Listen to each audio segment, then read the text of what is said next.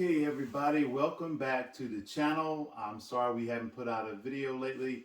We were not able to get out on the water last week due to rain and the fact that our Aircat was not ready for the fishing trip yet. But as you can see, we have made many changes and I hope you guys will continue to tune in because we are getting properly equipped. So last video, you know, we got the outboard motor for the Aircat, a 4 horsepower Chinese special, and I can say it does run very nicely. We're going to go up in just a minute and we're going to start that up for you guys and give you guys a look at that. But before we do that, one of the things, or a lot of the things that we had to deal with on our last trip was stability, camera equipment, things like that, things that we need to, or we needed to lock down and get it solidified. And this is what we have. We now have rod holders on the front, and they are at different angles. Lock in your rods when you're out there fishing, and you will definitely be in business. If I can get it back down in there right. I've only used it a couple times just for demonstration purposes. So we have 2 rod holders. We can still put our rods down below. We also have, and I was trying to figure out what to do with this seat that comes with the Aircat. Well, last time we did a video, one of, or in the, either that or the previous video, one of the other customers who also bought this same boat explained that this board would not lock down because it was, they said 2 inches too long. Well, we thought about cutting it, but it's really a nice finished board, and we knew we weren't going to use that for a seat anyway. So what we did was, instead of cutting the board, what we did is the mounts that are under there that lock it down to this, as you can see, is sturdy now. What we did is just move one of the mounts approximately 3/4 of an inch closer in, which tightened it up. It locked down. It's perfect now. And of course, we've repurposed this for our rod holders and for our camera. We also have these bungees on here. The camera is not going anywhere. It's not going to tilt over. That's just on there. That's not the actual camera tripod. We just had that on there for illustration purposes. But as you can see, we are getting things locked down and ready to go. Hopefully we'll be able to go on that fishing trip for some more snakeheads this week, and keep your eye out. Check your the notification, hit the bell so you can get the notifications when the next video drops. So we've done a number of things other than that to make this vessel more fish worthy. So we bought a piece of 1/4 inch HDP plastic that we are now inserting in for our floor, because one of the things we have to be very careful of, and that is the fact that this is a inflated catamaran, so you don't want to get any holes in this. So what we did, we got a 1/4 inch piece of HDP, high density plastic, and now it is covered with, there's a lot of names for this. This is not the actual Sea Deck. This is a knockoff brand, which I've used this brand before on my other bass boat in brown, but they had it in the gray and white. It fits perfectly, you know, keeping with this white and gray theme. It slides down, it's very light. So that we will have for the front portion of the floor. So when you land a fish now, you're not, you know, as concerned with having a hook penetrate into this very expensive floor. Yes, it is sturdy like a paddleboard, but, and I'm sure you can fix these pontoons. I've seen it done, you know, should you get a snag or a hole in one of them. But I wouldn't want to have to try to fix that paddleboard style floor. It would be much harder because it holds a lot more PSI. So that we have that down for our deck service. So when we're landing a fish now, we won't have a problem. So glad you asked about landing fish. last time when we got out on the water, I realized when we were trying to get that fish out of that 5 pounds worth of hydrilla, pulling it up, that I did not even have a net. Now, previously, the other boat that I used to have, we had a huge net because we had a 17-foot tracker boat. And we would haul everything in from catfish, bass, whatever. Well, this is a smaller boat, and we're trying to keep the weight down. That is one of the things that we're trying to do because this is a one-person vessel, and the more weight you put in it, not that it won't handle 1,100 pounds, but you've got to haul this thing in and out of the water by yourself. So here's what we found on Amazon. I looked at it, I searched hard, and this is what we came up with. This is a landing net. Now this is a rubberish mesh, and you should be able to catch and hold some pretty big fish in this. It not only breaks down and is portable, you can fold it down into a smaller form, but it's also the fact that it can be folded down, popped open. It's very sturdy, and not only that, it can telescope. It can get longer than what, that's long. I'm pretty tall. I'm 6'7", so I've got a long arm. Now we've got something we can land those big snakeheads with without any problem. So we're equipped there. Now we can do what we got to do to keep the snakeheads coming.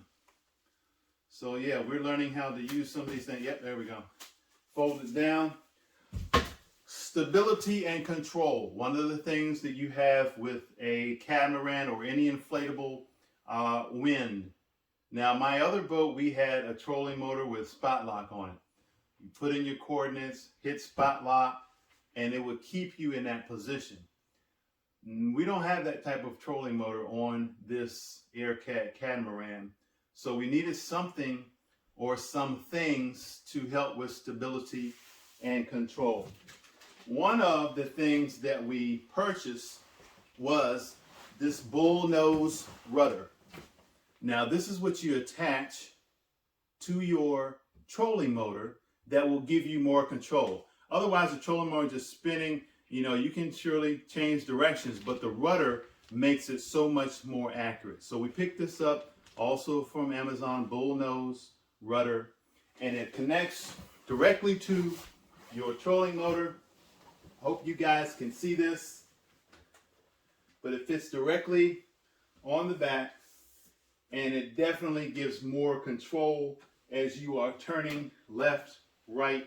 It gives you a lot more rudder action without sacrificing any of your propelled force. One of the things that we will be ordering hopefully pretty soon, I haven't checked to see if they're available. On our previous trolling motors, we had the weedless wedge, which seemed to help quite a bit as far as cutting through a lot of the weeds and whatnot have you. So, control and stability.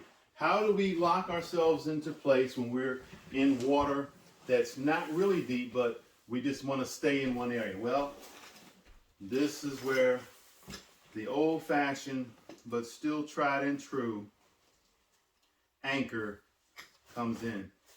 So we bought this anchor. It's really well built.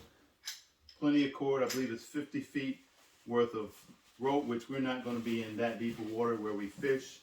It has the buoy, floats the rod up just in case you should fall overboard. And this thing collapses and comes down fairly easy. Throw it out there, lock into your fishing spot, keep you in place. There's our stability. So as you can see, we're purchasing a lot of stuff so that on our next trip, when we go out for some snakeheads, we'll have everything available that we need to get the job done. So now that we have an anchor, we have a rudder for control, what else do we need? Well, we have a camera mount there. We also have, I don't know if you can see it, all the way in the back, there is our GoPro mount right back here. Now it's on that stick, it's not completely locked in yet, but once that's locked in, I'm going to paint it black or white so it'll blend in a little better. Our GoPro will sit right back here, and we'll be able to, start our GoPro and film from back there, and then when we get where we're going, just slide it right out. So that mount is in. We just got to put a little more backing on the back of that pole, so when you slide it in, it'll lock and it won't move at all.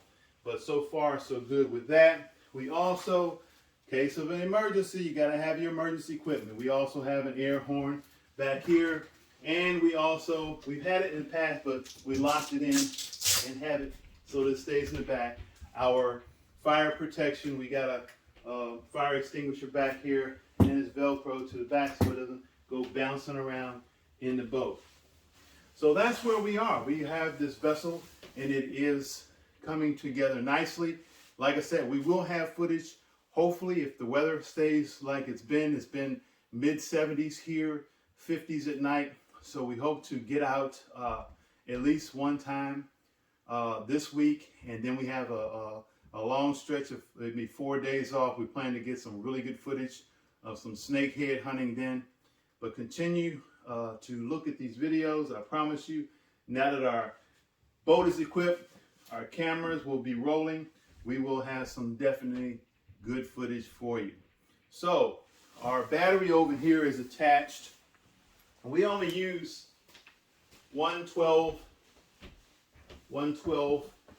volt battery, but also we also carry with us this portable.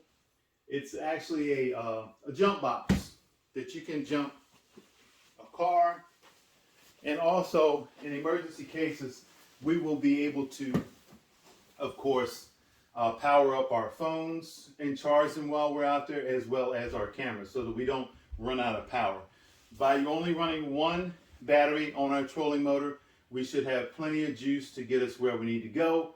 But when we're going to go farther, we're going to use the outboard. Now, in order for us to continue to use the outboard did not come with a lanyard equipped kill switch. And as of April, I believe, of this year, if you have an outboard, you have to have a lanyard attached to you so that if something should happen, you fall overboard, the outboard will cut off. We ordered one. We got one of those. We're going to install that on the next video. But let's go upstairs and see the outboard.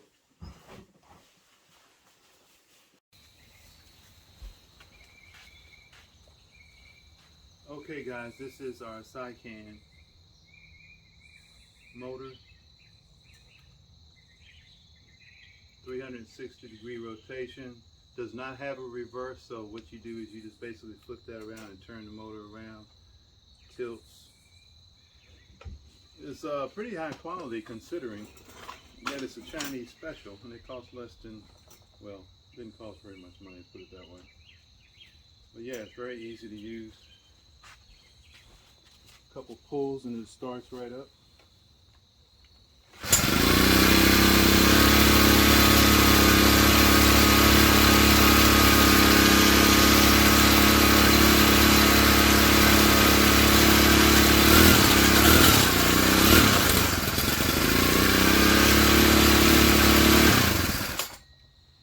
So yeah, we are ready for some action out on the Aquia Creek. We got our motor, so we got plenty of power to get where we need to go. Okay guys, a couple of things that I did not tell you about the new outboard is, of course, we talked about the lanyard that you have to have for the boat motor to stop in case something should happen if you fall overboard. We got one of those from Amazon, and here it is. We should be able to wire this up. It's basically a kill switch. You can put it onto a motorbike, and this piece pops out, and when that pops out, the motor will cut off. And it should fit right onto the handle of the outboard. It's the right size. You can pick these up on Amazon. We'll have to get it hooked up on the next video to show you how that works. One of the other things that people were saying that you needed to do or use was beeswax, and we purchased some of that. Beeswax will help your cord to slide in and out and give it some strength, because a lot of people are breaking the cords off because they're not really robust in strength. So we're going to coat the cord with beeswax, which will help it to slide in and out and help it to wear less. So that is our video for today. So stay tuned. We will be going fishing this week, and as well as in the next couple weeks we should be hitting the water at least um, 2 or 3 times. So stay tuned and we'll get out on the water. We'll do a test on the outboard to see how many miles per hour that we can get out of it. One of the things that a lot of people said online was that these motors didn't come with any oil or gear oil in the lower unit. Well, it had very little oil in it, so I was prepared for that. But we did pull the propeller off and check the lower unit, and the lower unit did have gear oil already in it. So okay guys, that's all the video for today. I hope you all enjoyed this. Certainly we're going to get out on the water. Remember to like and subscribe. The Snakehead Hunter is about to get some snakeheads, so stay tuned, and I promise you we are going to get some of those snakeheads, and we're going to have a good time doing it in the Aqua Marina Aircat. So turn on your notifications and get set, because we're ready to get out on the water and get after it. You all have a great day. See you on the next video.